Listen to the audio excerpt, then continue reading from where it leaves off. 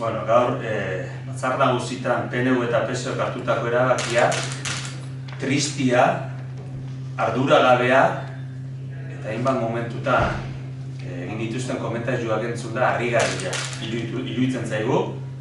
Ezin da gobernatu Gipuzkoa udalerriei bizkarra eman da, eta gainea okertzen da asuntua, bilera eskatu diegula, justu Getaritik mentza eta Zoraren amaikian, eta erantzunik ez degula jaso. Harrigarria benetan. Gogoratu nahi dugu, Orio Mutriko Hondarribian mozioak aho batez onartu diala, eta Getaia, Zumaia eta Debaren kasuan gehiengoz. Mozioak bereziki bi puntu jasotzen zitu.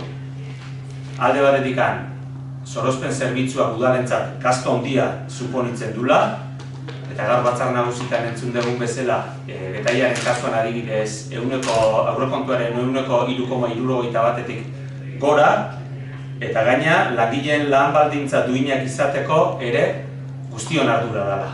Eta hor, burura etortzen zaigun aurrenengo zea da, Zarauztarrekin pasaden udan gertatu dan kasua.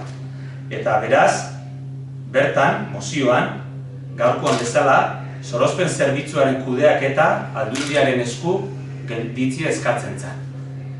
Eta beraien esku gelditzen etzan bitartian gutxienez Aldundiak hartzia zerbitzuaren finantziazioa 100%. Eta guri bentsat burura etortzen zaigun galdera honako hau da. Bizkaian aspalditik posible dana, Gipuzkoan nolatan ez da posible.